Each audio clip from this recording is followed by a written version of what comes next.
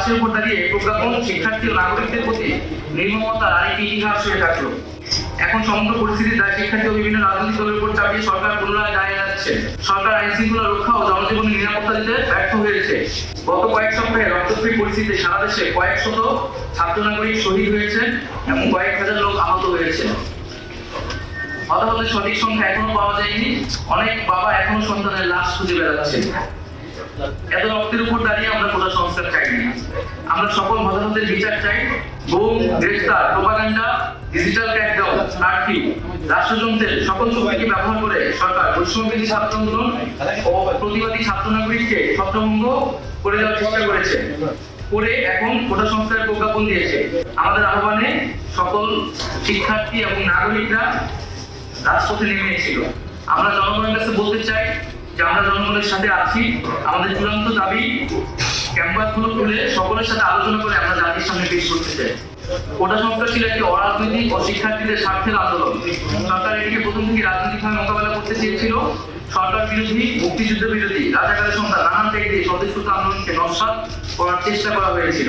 এই অরাজক পরিস্থিতির সুযোগে পরিকল্পিতভাবে আন্দোলনকে নস্যাৎ করার জন্য দুর্বৃত্তরা বিভিন্ন ধরনের নাশকতা করে, বিভিন্ন রাষ্ট্রীয় প্রতিষ্ঠানে আগুন লাগায় ও যানমালের ক্ষয়ক্ষতি করে। প্রতিবাদী ছাত্র নাগরিকের সাথে এই সকল সহিংস ঘটনার কোনো ধরনের সম্পর্ক নেই। এটা স্পষ্ট সরকারের দায়িত্বহীন আচরণ ও দমনপীড়ন নীতির জন্য এই অরাজক পরিস্থিতি তৈরি হয়েছে। এই দায় সম্পূর্ণ সরকারের। শিক্ষার্থীদের হলগুলো থেকে বিতাড়িত করা হয়, যা সুস্পষ্ট মানবাধিকার লঙ্ঘন। আমরা এখন নিরাপত্তাহীনতায় আছি। আমাদের পুলিশ, আমাদের বাসায় পুলিশ, ডিবি এবং গোয়েন্দা সংস্থার বিভিন্ন লোক যাচ্ছে। সারা দেশে নির্বিচারে মানুষকে গ্রেফতার করা হচ্ছে। আমরা এই পরিস্থিতির অবসান চাই।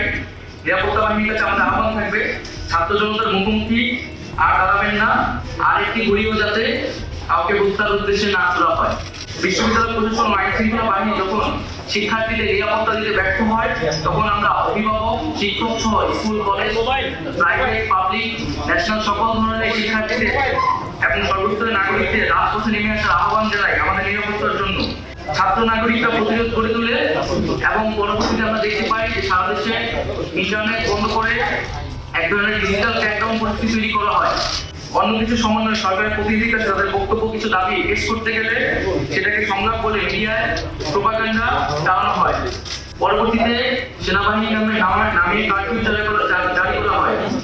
কোটা সংক্রান্ত আমাদের আরো বক্তব্য আছে, যেগুলো আমরা সংলাপে সরকারের কাছে তুলে ধরতে চাই, কিন্তু তার আগে সংলাপের যথাযথ পরিবেশ তৈরি করতে হবে।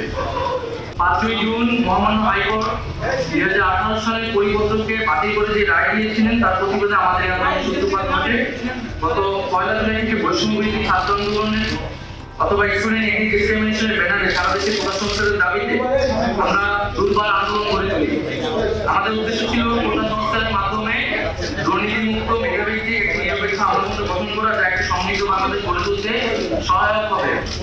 কিন্তু শিক্ষার্থীদের শান্তিপূর্ণ আন্দোলনে সরকারের দায়িত্বশীল ব্যক্তিরা বিতর্কিত এবং উচ্চারণমূলক বক্তব্য দেয় এবং পরবর্তীতে ছাত্রলীগ এবং যুবলীগের সন্ত্রাসী কর্মকাণ্ড এবং আইন শৃঙ্খলা বাহিনী অন্যায়ভাবে দমন পীড়ন ও মামলা চালিয়ে রক্তক্ষয়ী পরিস্থিতি তৈরি হয়, যেটি অনাকাঙ্ক্ষিত ছিল।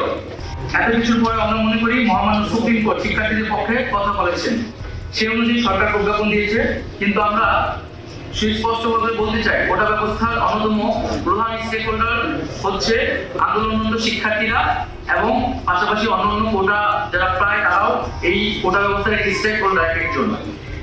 সেই স্টেক হোল্ডারদের সাথে আলোচনা সংলাপ ব্যতীত এই ধরনের প্রজ্ঞাপন সমন্বয়হীন নয়। আমরা চেয়েছিলাম একটি সংলাপের মাধ্যমে সকল পক্ষের সম্মতির ভিত্তিতে একটি প্রজ্ঞাপন হবে, যাতে নতুন করে আর কোনো সমস্যা তৈরি না হয়। সংলাপের যথাযথ পরিবেশ তৈরি করে শিক্ষার্থীদের অংশগ্রহণ নিশ্চিত করে কোটা সমস্যার চূড়ান্ত সমাধান আমরা চাই।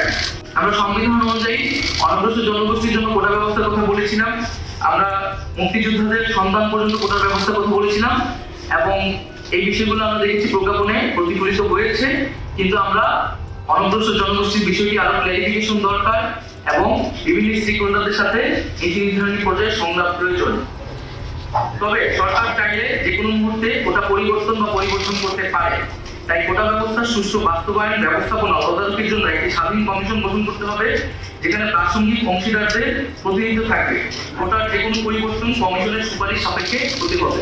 এবং আমরা স্পষ্ট করে বলতে চাই, সারা দেশে যে সকল মানুষেরা শহীদ হয়েছে, আহত হয়েছে, আমরা তাদের পাশে আছি, শেষ পর্যন্ত থাকবো। কিন্তু এখন যেহেতু ইন্টারনেট নাই এবং আমাদের সমন্বয়কদের এখনো আমরা অনেকে খোঁজ পাচ্ছি না, তাদের সন্ধান পাওয়া যাচ্ছে না, এই অবস্থা দ্রুত পরিত্রাণ করতে হবে। আমরা সকল সমন্বয়কদের নিয়ে এবং আন্দোলনকারী বিভিন্ন বিশ্ববিদ্যালয়ের শিক্ষার্থীদের নিয়ে জনমতের ভিত্তিতে আমাদের আরো কিছু দাবি দেওয়া আছে এবং এই দাবি দেওয়াগুলো নিয়ে আপনাদের মধ্যে নানা ধরনের বিভ্রান্তি হয়েছে, আমরা শুনতে পেয়েছি। সেটা যোগাযোগহীনতার কারণে হয়েছে। আমাদের নিরাপত্তা এবং যোগাযোগ ব্যবস্থা নিশ্চিত করলে আমরা সুস্পষ্টভাবে সেই দাবিগুলা সকলের সামনে পেশ করব। তার আগে আমাদের প্রধান যে বক্তব্যটা হচ্ছে, আমাদের নিরাপত্তা দিতে হবে এবং আমাদের গুম গ্রেফতারের যে হয়রানি সেটি বন্ধ করতে হবে এবং আমাদের ক্যাম্পাস খুলে শিক্ষার পরিবেশ নিশ্চিত করতে হবে। আমরা প্রথম থেকে সরকারের সাথে আলোচনার কথা বলেছি, কিন্তু সরকার ডিজিটাল ক্র্যাকডাউন করে ক্যাম্পাস থেকে শিক্ষার্থীদের বিতরণ করে রাস্তায় নিরীহ জনগণের উপর গুলি চালানো অবস্থায় আমাদের সংলাপের আহ্বান জানিয়েছিল। আমরা সেই আহ্বান প্রত্যাখ্যান করেছি। ফলস্বরূপ আমাদের আন্দোলনের একদম সমন্বয় মোহাম্মদ নাহিদ ইসলাম অর্থাৎ আমাকে গুম করে 24 ঘন্টা শারীরিক ও মানসিক নির্যাতন করা হয়।